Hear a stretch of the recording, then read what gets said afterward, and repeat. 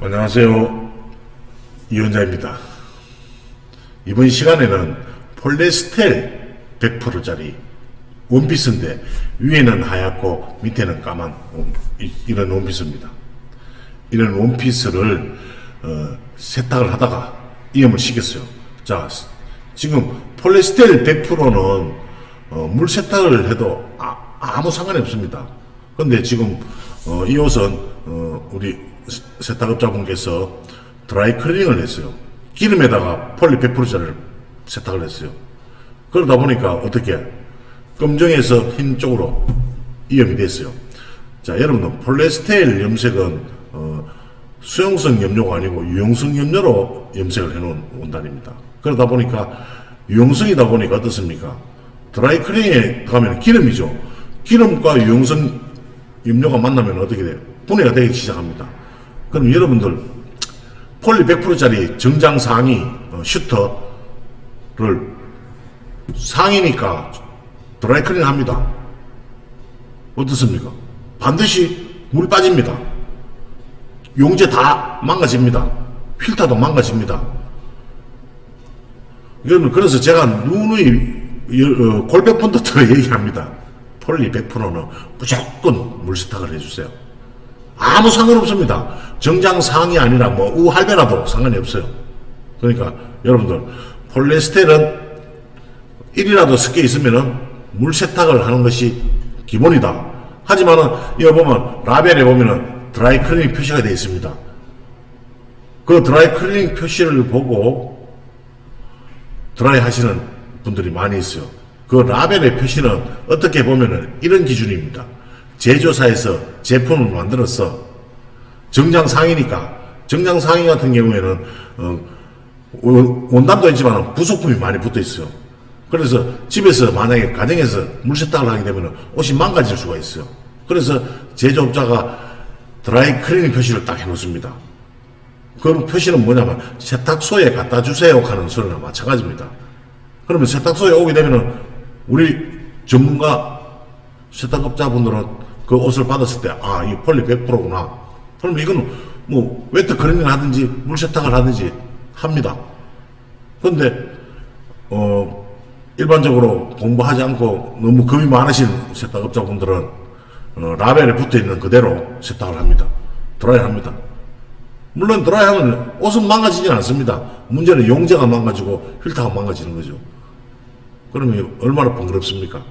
그래서 지금 이 영상을 보시는 우리 세탁업자분들께서는 앞으로 폴리에스텔이 포함되어 있는 원단이다. 그러면 무조건 100% 물 세탁을 해주세요.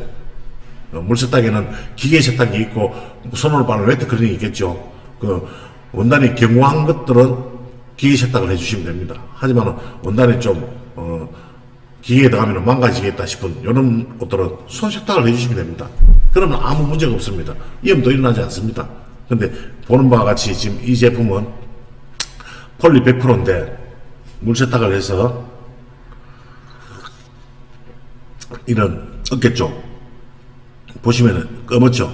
그 다음에 지금 여기 겨드랑이 이런 데가 안에 검정에서 다 빼어 나왔어요. 자, 그러면 이런 옷을 이염이 됐을 때 이제 어떻게 제거할 것이냐, 이것을 이제 지금부터 공부 한번 같이 해보겠습니다. 자, 1차적으로 폴리의 색을 빼기 위해서는 이염 제거제 스리소프 안됩니다. 여러분들 앞전 시간에 스리소프로 가지고 했죠. 스리소프는 천연섬유, 면, 마, 모, 실크에는 가능합니다. 하지만 화학섬유인 폴리에는 스리소프로 이염 제거가 안됩니다. 반드시 이거는 숙지해 주세요. 자, 폴리에 이염이 됐을 때는 스카이 001을 가지고 사용을 하겠습니다. 그리고 하나로 세제, 하나로 중성세제입니다. 하나로 중성세제와 스카이 001을 각 200씩 물 40리터에 온도는 70도입니다. 온도는 70에서 80도까지 올려도 괜찮습니다. 그래서 넣어주시고 옷을 담가주세요. 담그게 되면은 유성이 빠져나갑니다. 하지만 유성 염료는 빠져나가지만 그 밑에 잔유물이 남을 수가 있어요. 100% 제가 안 되고 잔여물이 한 10% 정도 남을 수가 있어요. 그럴 때 두려워하지 마시고 제 2차 작업인 수승염료를 환원 표백제로 제거할 겁니다. 수승염료. 자, 환원 표백제인데 여러분들 옷이 지금 보면 밑에 치마는 까만색이고 위에는 하얀색이니까 겁을 냅니다. 하이드로를 사용하면 색이 빠지지 않을까? 검정색이. 화학 쓰면은 색이 안 빠집니다. 물론 오랜 시간을 담가놓게 되면은 검정색도 빠지긴 빠집니다. 하지만 짧은 시간에 작업을 하기 때문에 문제가 없습니다. 자, 여기 보면은 물 40리터에 물의 온도 50도, 하이드로를 종이컵으로 한 컵을 넣습니다. 그리고 옷을 담굽니다. 옷을 담그니까 어느 정도는 빠졌어요. 그래도 잔여물이 조금 남았어요. 그래서 3차 작업을 또 한 번 했어요. 3차는 낙스로 낙스를 200cc를 물온도 40도에 물의 온도 예, 넣었습니다.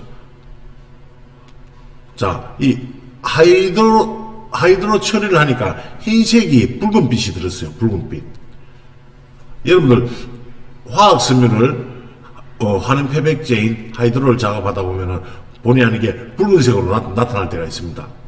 그러면은 겁먹지 마세요. 여기서 작업을 중단하면은 바로 사고입니다. 그럴 때는 다시 여기 락스를 사용해서 하면은 붉은색이 사라집니다. 그리고 보다시피 흰색으로 싹 되었습니다.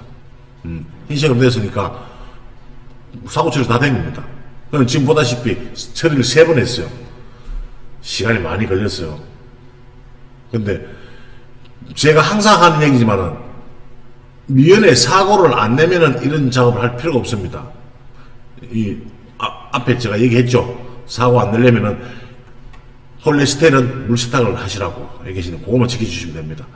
사고 났으면은 이렇게 어렵게 또 작업을 해야 됩니다. 근데 지금 주의해야 될 게 있습니다. 이 작업을 하실 때 폴리 100%인 운단을 이렇게 해야 맞는데 여기 조금이라도 천연섬유가 1이라도 섞여 있으면은 이 작업을 하시면 안 됩니다. 왜? 천연섬유가 섞여 있으면 이 하이드로나 락스 작업에 천연섬유의 색깔이 다 날아가 봅니다. 근데 이 의류는 폴리 100% 화학섬유이기 때문에 이 작업을 한 것입니다. 요것도 반드시 지켜주세요.